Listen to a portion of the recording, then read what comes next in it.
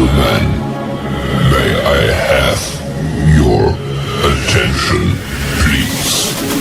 The show starts in 10, 9, 8, 7, 6, 5, 4, 3, 2, 1, go. They some dogs, they some dogs. They some dogs, they some dogs. They some dogs, they some dogs. They some dogs, they some dogs.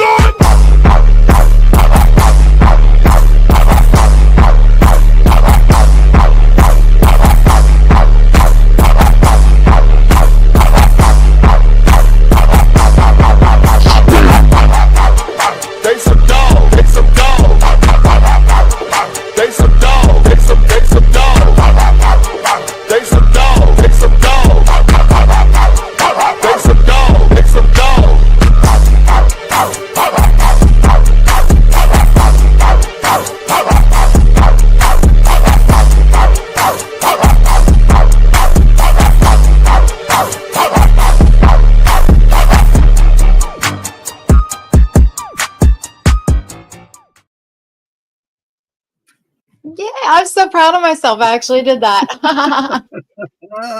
Anyway, okay, so let's do the what up Facebook, what up YouTube, and all of social media. It's TMDE Sports, along with My Dog's Podcast, BFO, Hidden Celebrities, Channel 13. We've got Guardian Caps. We've got Fanatics.com. AI, what is it? TP, AI, what? The betting? I can't remember. I can't remember. Oh, I failed. All right. Well, if you guys haven't noticed, there is someone missing.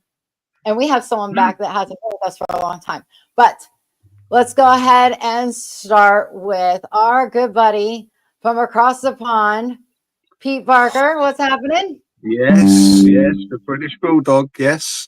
Okay, so yeah, I'm ready to go. Let's we've got some subjects to cover today. Nice intro, by the way. I like. Let's go. Yeah. All right.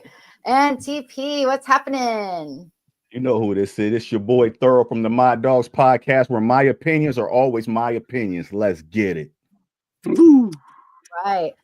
And one of my other brothers that I haven't seen in a long time that we have missed, and his Wi-Fi is so much better. JB, what is up? Hey, what's up, everybody? I'm glad to be back. We got a great show for y'all today. So let's get into it. What you been up to? Just working on this book. You know, I finally got the first one finished. It's a 3-book series, so it'll be coming out pretty soon. So y'all just stay tuned. Lost in the Sand. Talking about my military experience. So all those out there that support soldiers, you'll love this read. I loved talking to you a little bit about your military past. And so I can't wait to salute to service. So I'm gonna go to full TP now. Look, there you go. Come on, let's do it. All right. There you go. There you go. So I've been reading this lately. If you guys don't know who this is from, it's from AG. If you haven't gotten your copy yet, go to Amazon. You can get it from Amazon.com. You know, I'm kind of disappointed. Guys haven't noticed anything about me yet. We'll see if they notice it later on in the show. So anyway. Well, I noticed. I don't know about them, but yeah. Well, it's a hair. Gotta be. Nope. But I mean, no, yeah. It's the T. It's got to be the T. It's got to be the T. No, I think JB was onto something. What's up, JB? I love your hair. You got it curled and like you dyed it a little bit too. Did you cut it too?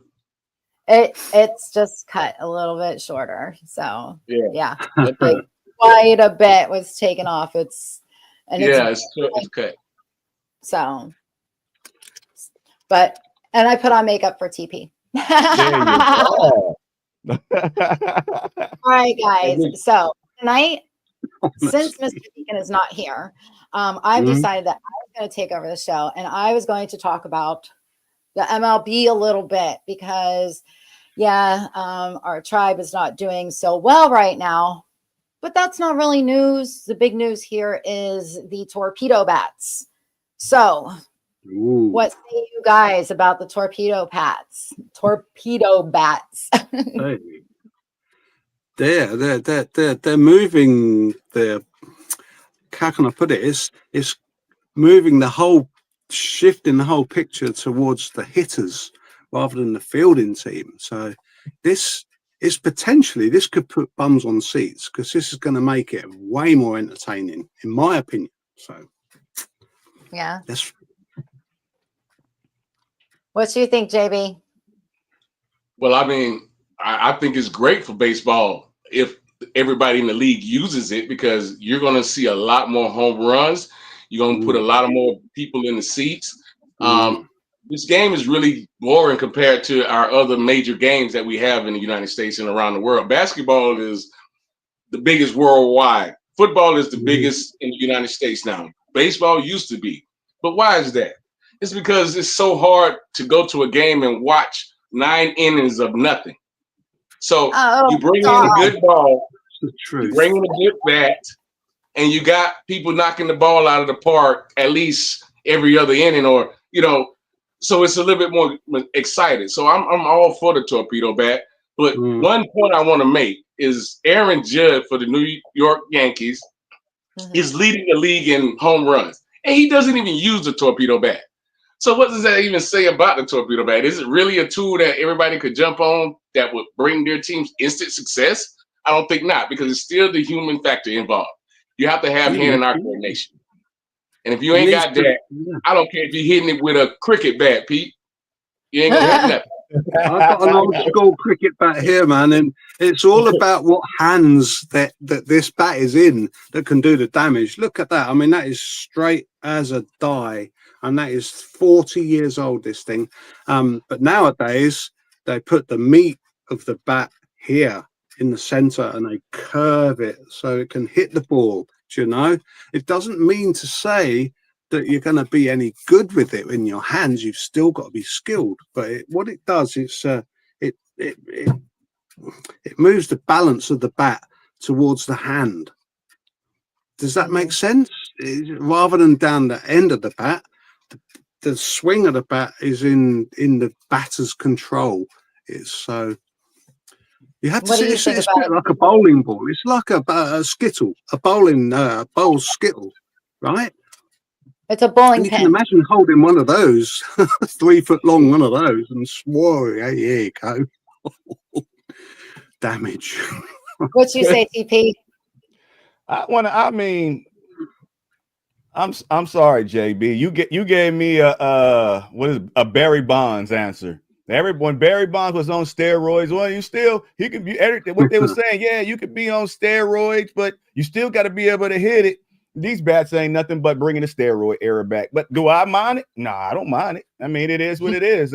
It's entertainment. The sport is an entertainment sport, so it's bringing it there. But you're saying, yes, Judd, he's a pure hitter. He knows how to hit the ball. You said that it doesn't have an effect. It do have an effect because they probably did the study on where players hit the ball majority of the time with the stick, and they say, okay, we put the weight a little bit back here by your hands. That's where 80-90% where you hitting the ball at. That's where we're gonna put the weight at, and they going out the park. So I mean, I wouldn't ban them. I don't see nothing wrong with them. Everybody use them. Hey, now the only person that's going to complain is the pitchers. Right. True. Right. Very true. Not more. Their balls getting hit over the damn fence. Oh yeah. Yep. And I actually read that it's they are more accurate, where the meat of on the bat is. That's it, when you actually hit the ball, it's a more accurate hit. Now the Yankees, a sweet spot. Yeah, And that's because where it is. they more up on a plate. Minimize They more up on a plate now. Yeah. When you get But, more up on that plate, they usually you hit it and it you get close to your hands and all that stuff and go hit the ground or don't go nowhere. But when you all up on that plate, that's the money spot. That's the money spot. Now when you back up off the plate, then it goes way out there, but ain't nobody playing that way no more. So I'd love to have one of those in my hands. I'd love to have a try. I'd love to have a try with one of those. Wow. I actually want to swing one. I want to be able to, because I played softball growing up. I want to swing one and I want to see how it feels. I want to go to the batting cage and use it a little bit, and see if it is different to the average person. Well, I can tell you one difference. It's about $100 more than a regular bat. So that's the big difference, first of all. So it's got to be something to it. I heard it's filled with something too that's different. Like the comment said steroids. No, the bat is filled with something. That's what the comments. The comments say steroid on the wood. Yeah. No, it's not a steroid on the wood. There we go. I'm trying to take care of everything. I'm not gonna be able to get all the comments either, but no, anyway, so yeah, they moved the mass down 6 to 7 inches on the bat, and now it's the torpedo bat. It looks like a bowling pin, and Yankees have hit 9 home runs one game, 6 home runs the next game. 15 home runs over a weekend. That's a lot for one team. The design of it is still within the parameters of the rules and regulations, so it's legal. Nobody's breaking any rules here. It's legal, so I forget what team it was, but one of the teams, they ended up ordering a whole crap ton of them so that they could start using them after they saw what the Yankees did. I think that our tribe should do the same, because right now anything could help them. I mean, they only got 2 wins. They got swept by the Padres. We're calling the Padres our Padre.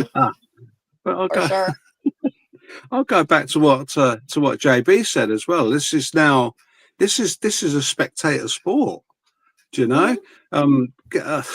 You can watch a game of basketball and you know it's going to be boom, boom, boom, end to end, and your American footballs and ice hockey as well. I love ice hockey because it's all action, but sometimes the baseball on the TV is kind of like, you know what I mean? You're bottom of the 7th and it's 0-0, 0-0, and it's kind of like, well, they're just trying to make it a little bit more exciting. And the game gets exciting. You got someone on third and on second, and the ball is hit in the infield, and the guys are diving into the plates. They're crashing into each other. I'm sorry, bases, plate is home, but they're crashing into each other trying to get the bag, and that's what makes it exciting. Baseball isn't a contact sport, and that's what people want to see. People want to see the crash. They watch NASCAR for the crash. They watch football for the huge tackles, and the celebrations and touchdowns, but mainly the tackles. You watch basketball because they're getting more physical. Hell, look at hockey. They're starting to throw punches at the drop of a puck. I mean, like, what a way to go start a game. That's what I want to see. You got to compete with every other major league, every other major professional sport for viewers. Ratings are exactly, man. But would it be fun to watch? Not to play devil's advocate, what I'm trying to say. Would it be fun to watch if every major league club starts hitting 5 to 10 home runs per game? Well, yes. Yes. I would say. Yes. Go to a cricket game. That ain't no fun. Do you not? Everybody hitting home run? Do you not remember that time? Hold on. Do you not remember that time when Mark McGuire, Sammy Sosa, and I think Jason Giambi was going on that home run little streak? You cannot tell me that was the most exciting time of baseball in history. Yes, you said you named 3 to 5 players, but I'm talking about every ball club. Every ball club doing it. It's like, okay, y'all cheating now. But you don't know everybody. but you still got to hit the ball, though. You still got to hit it and hit it right and hit it hard enough. Now, the pitchers, they just got to come up with a better scheme. Now they've got the bats. You know, it is what it is. I don't know. Yeah. I just think it'll be better. The pitchers, the good pitchers and the good coaches, they will come up with answers. They will come up with answers. Okay.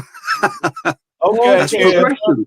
That's how the game progresses. So if somebody beat, I think Barry Bonds, I don't know who still owns the home run record. I ain't really been into it like that. If Barry Bonds still own it, and with this Torpedo Bats come out and somebody smash his home runs record by 20 this year. I mean, is that fair? Of course, he was on steroids when he did it. He was on steroids when he did it. So why wouldn't it be fair? Yeah. I mean, come on, you still got to hit the ball. I feel you. Like, we're still at this point where who's the top hitter at the moment, and this is a guy who's using a conventional bat. So, do you know, it's not the equipment, it's the hands that hold the equipment. There we go, Pete. Well said. It's always the equipment. That's why they wear stickum or they wear them gloves in football. Yeah, well, yeah. But you know, I'm sorry, Chris. Hold on. They had to ban that stickum spray that they used to use in the league. Jerry Rice. Now that's cheating. I'm not gonna lie. Even the gloves that are made with that special material, that's like, hey, I mean, if you playing outdoors and it's raining or snowing, I can understand you. But I mean, yeah. This will actually help segue into our next subject. All right. This glove right here. Ooh. I recognize that glove. gloves. I know. Well, I know that glove. Notre This Dame? is not an NFL That's glove. Notre Dame. Yes. No, that's the Notre Dame. Rams. No, this belonged to JOK, Jeremiah That's Notre Dame. Komora, Notre Dame, yeah. who played at Notre Dame. Oh, Yeah. okay. So Wow.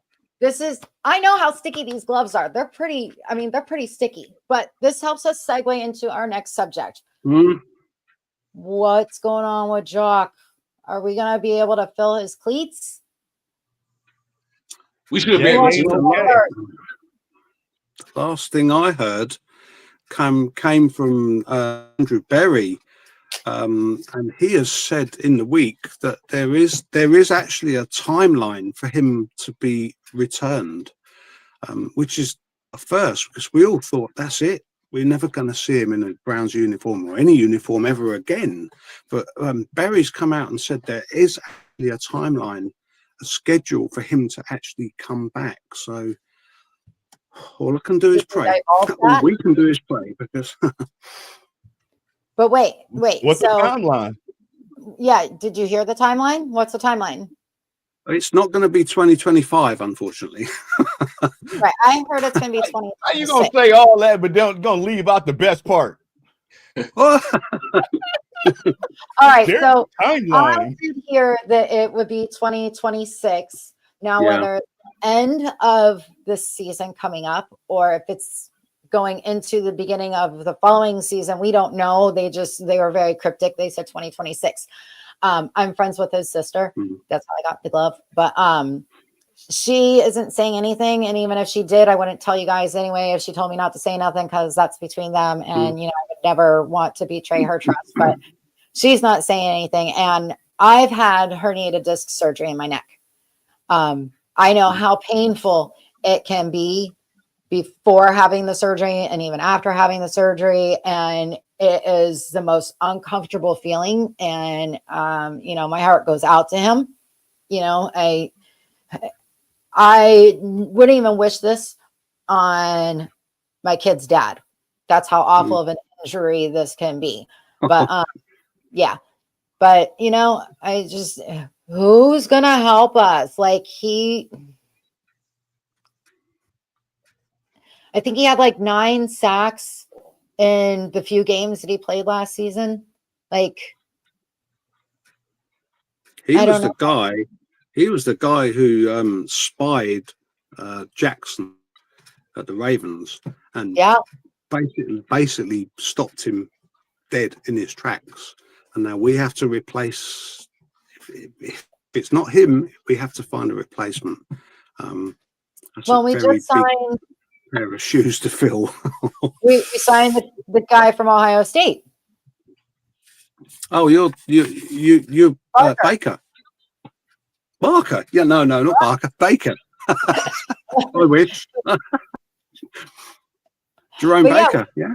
We got the Ohio State guy. I need to read up more on him and look over his stats. But I mean, that would be a job for TP to give us now. Give us a lowdown on Jerome Baker and who's the other guy? Devin Bush, the linebacker. Yeah. Contract in, is he trying to come back to get, because if you know, like we got an insurance on Deshaun, which we want him to stay out the whole season. If JOK is out for the whole season, do he get paid, or that's why he's trying to come back? And well, what his contract is going to look like if he missed this whole season? How much is guaranteed? How much we giving him this year? Is there any insurance on him? I don't think they have insurance on him. There's like, I thought only like the really high dollar contracts get those kind of insurance policies. Because he just got that contract. Was it last year? There is going to be some sort of sports insurance there as well. Yeah, it's definitely going to be some sort of sports insurance you can claim back. Yeah, he just got an extension in 24, so last year, and he was gone. The year that he got it. Yeah. You say, okay, he should get paid. All depend. No, I mean, injured. Yeah, we got hurt on the field. So, hey, I don't know. Well, I mean, that was funny enough. That was against the Ravens anyway, wasn't it? Wasn't it? He got into something with Derrick Henry, and that's what he injury from. So that's a long time ago, man. But bottom line, guys, this is the NFL. Next man up. Jerome Baker's gonna have to he's gonna have to ball out. That's basically what it is. We brought him in, so he's gonna have to show us what he can do. We wouldn't have brought him in if we didn't think he was capable. So now that he's in, he gotta get with that linebacker crew, and he gotta get coached up, and he got a ball. That's basically it. What position do he play, and what position have he played? And JOK called the plays for the defense. We need somebody that's going to call the plays. We don't have no linebackers. And Anthony Walker was great till he got hurt in that position. Yes. Then Jock goes there. He does great till he gets hurt in that position. So we can get us a linebacker, but he got to be a leader. He got to be the guy that's going to call the plays and all that stuff. So yes, he can step next man up, but he's capable to call the plays and call the right plays and all that stuff. So I don't know what position I know JOK played left or right outside linebacker. Then when we lost Walker, then he moved into middle linebacker. So this guy, I don't know what position he played in. He played linebacker. He played linebacker. He played linebacker. When you play linebacker, you got to know Mike, left and right, because you never know during the process of a season if you're gonna have to be rotated. Now, when I played quarterback, even though sometimes I was the backup quarterback, I had to prepare myself as if I was gonna be that guy that started that game. Now, if everybody in that locker room and in that section or in that group for that position is attacking practice and that job the same way, it wouldn't matter who is ready for that position, because everybody should be capable of calling plays. That's the professionalism of this here league. And if anybody can tell me I'm wrong, then put it in the comment. No, you're right. The problem is with our team, everything that they should do that we think is right, they don't ever do. But as an athlete, Christy, as a former athlete, I know what it's like in that locker room. I know exactly what it is, how it goes in those meetings before games. So if we're not prepared and we're not doing the work when we're not on, when we're not at practice, it's going to show up on game day. Yeah. And then who is going to look bad on? It's going to look bad on you. You're going to be the one that they're going to be talking about. Yeah. Why you don't know you just play? Why you didn't know that your assignment was supposed to be doing this and that? And then you're the one that's going to lose stock in this league. Hey, Yeah. the next man up, and I promise you, there's somebody behind you waiting know on you that. to make a We want mistake. to know who. Yeah, but I get what you're saying when you say everybody can call plays. Yes, everybody, anybody, I can go out there and call the plays, but can I call them effectively? Good. It takes smarts too. I can call, hey, we running this because that's what the coach told me we running. All you doing is repeating what the coach say. But if I tell the DT to line up, the slide over here, I tell them to slide over there. I tell them to slant that way. I tell these guys to fall back and all. That's all instinct. That's like Ray Lewis and all that stuff. They played off of instinct. Oh no, I see him over there. Okay, hey, you go get that. You go do that over there. That's instinct. That is more than just calling a play. No, that's preparation, my brother. That's preparation. That's being prepared. Because all they've been the man since they Pop Warner days. You know what I'm saying? Everybody in the NFL has been the man on their team all the way up until they got to the NFL, right? Am I right or wrong?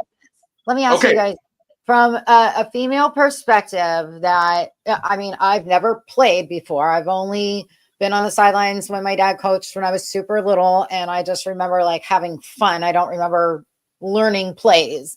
And watching as a fan, of course, you would think that on defense, the guy just had to go after the guy on offense that he's like assigned to, go after. Kind of like in basketball, you got to cover your guy. Man-to-man coverage. Yeah, man-to-man coverage. But right. You've got to be able to adapt and have imagination and be able to think on your own 2 feet. Yeah, obviously the ball goes to another guy over there. You're not going to keep on this guy over here. No, of course not. Of course not. Yeah, exactly. But you got to know your zones. You got to know your zones. You can't get caught up in the play action. Like I said, preparation during the week. No, it's a lot to it than just manning up. Yeah, it's a lot to it. But that's why I was saying these gentlemen have been doing these same type of plays all the way from Pop Warner all the way up. Defense, you only can do so many different defensive formations.